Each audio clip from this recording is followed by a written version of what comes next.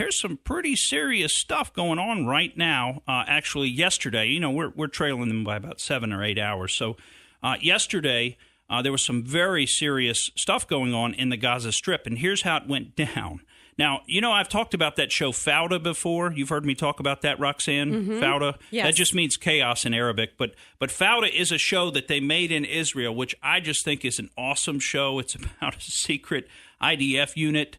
Anyway, they were in play, apparently. This secret IDF unit was in play over the weekend because they dressed up as a bunch of Palestinian women. So they put on the full black burqas. Right. And they went and they were basically going to try to kidnap the leader, the supreme commander of Hamas's military infrastructure, which is in Gaza Strip. Remember, Hamas controls Gaza, and the Palestinian Authority controls the West Bank. But Gaza is what we're talking about. That's that part right on the water. It's very, very little, thin little strip of land. Interestingly, where the Philistines also were located. You can read about Gaza in some of the Bible stories, actually, which is fascinating stuff. That's where Goliath came from, of all things. But anyway, the guy they were going to capture, his name is Mohammed Diaf, or Daif.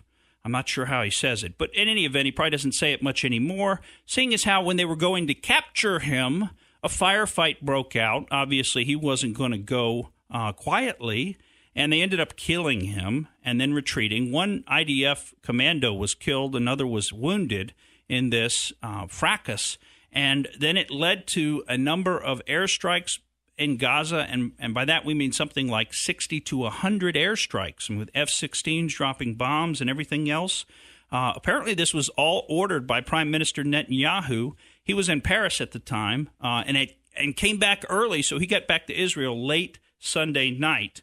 But the Hamas wing has begun launching a bunch of missiles over into Israel. Now, those usually aren't terribly effective, but the word on the street is that they have a plan that this is not going to be, unresponded to, that they have a plan for some kind of a major attack now in Israel. And the footing, literally, right now on the Gaza Strip, the footing is a war footing right now. I mean, you're talking about 60 bombing attacks to 100 bombing attacks in one day.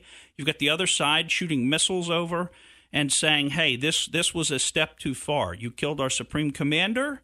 Now we're going to do something spectacular to get you back.